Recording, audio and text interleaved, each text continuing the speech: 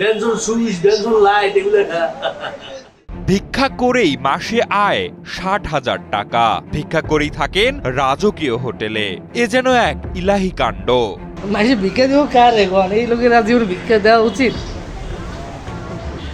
আপনি ভিক্ষা দেওয়া উচিত? আপনি কোন? মাথায় টুপি, গায়ে সাদা পাঞ্জাবি পরা ধর্মীয় লেবাসের এই ব্যক্তিটি হোটেলে বসে বেশ আয়েশ করেই টাকা গুনছেন। চোখে মুখে অসহায়ত্ব। তবে তিনি মাসে আয় করছেন ১৫০০০০০ টাকারও বেশি। স্থানীয়দের দাবি, প্রতিদিন ২ থেকে ২৫০০০ টাকা আয় করেন এই ব্যক্তি। আর ভিক্ষা শেষে তিনি রাত কাটান রাজকীয় হোটেলে।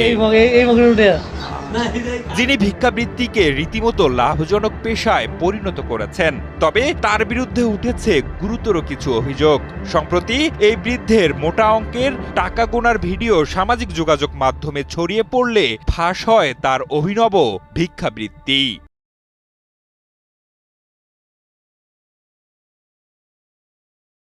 স্থানীয়রা জানান, মায়াকান্না আর দুঃখের গল্পের পসরা সাজিয়ে সাধারণ মানুষের পকেট থেকে প্রতিদিন আদায় করে নেন হাজার হাজার টাকা।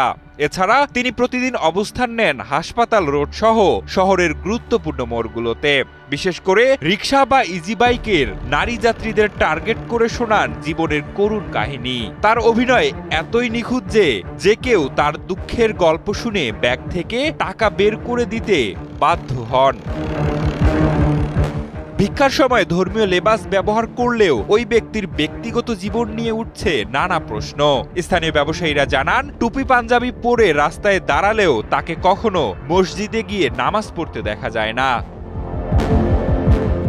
এই বৃদ্ধের বাড়ি বরিশালের উলানিয়া এলাকায় হলেও বেশিরভাগ সময় ভোলার চরফ্যাশন এলাকায় ভিক্ষা করেন তিনি। এছাড়া নিজের টাকার নিরাপত্তার জন্য বেশিরভাগ সময়ই চরফ্যাশনের একটি আবাসিক হোটেলে রাত কাটান তিনি।